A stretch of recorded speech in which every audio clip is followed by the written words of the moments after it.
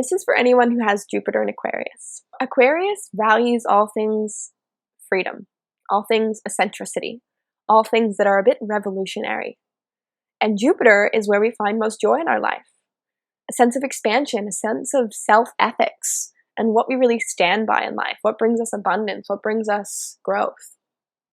So when you have the combination of these two, you're probably someone who's extremely free-spirited.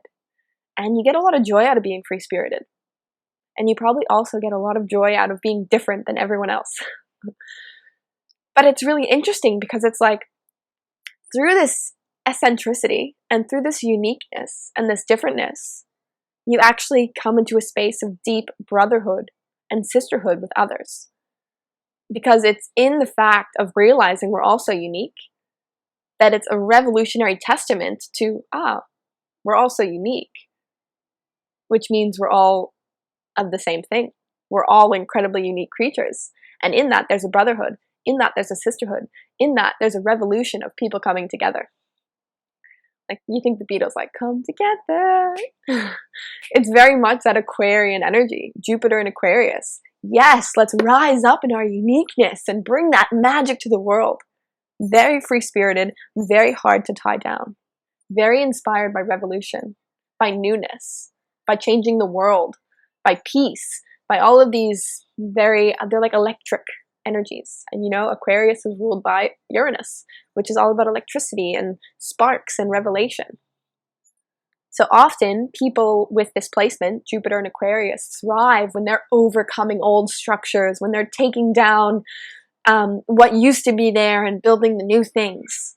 This can be in themselves with a sense of identity, the way they dress, the way that they speak and communicate, present themselves to the world, the partners that they have. It can also be in the world, because it can be a very collective energy, this Aquarius energy. So wanting to have collective shift in the world, finding deep joy and a sense of ethics in how you are changing the world and how you are a part of the collective.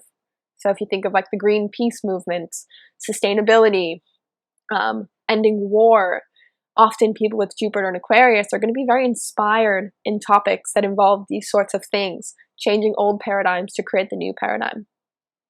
Often people with Jupiter and Aquarius can be a bit detached emotionally. There's a lot of passion, but there's this sense of detachment. They're not really emotionally involved. They can take themselves above the situation and look at it from a bird's eye view, which can be really healthy, but sometimes difficult in one-on-one relationships, because sometimes people can feel like if they're with someone who has a Jupiter in Aquarius or a lot of Aquarius energy, like I get you and I think you're beautiful, but I don't feel like you're really opening yourself to me. I don't feel like you're really giving yourself to me. I don't feel like you're really letting me see you. Like you always feel a bit away, a bit safe. And this is probably the biggest challenge for Aquarius, to allow themselves to be seen, to allow themselves to anchor in to one person, which can feel very threatening for Aquarius, because Aquarius is the collective, it's the expand, it's everybody. So to just go in with one person can feel a little bit too scorpionic for an Aquarius.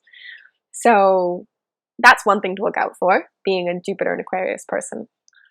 Also, just being aware if your eccentricity gets the best of you, where you become very one-side-minded and abstract, just only honoring the eccentric. And then in that, you actually become a bit of a conformist, because you're honoring so much of anything that's eccentric, you're not really seeing the full beauty of the whole spectrum, which is what your gift is here to bring to the world. So that's a bit on Jupiter in Aquarius. I hope you've enjoyed. If you like this video, give it a thumbs up, subscribe, follow along. I post all things about astrology, human design, and the Mayan dream spell calendar. So if you like those things, this is the place to be to learn more.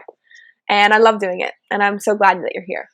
So I will see you on the next video, the last of this Jupiter series, and yeah, see you then.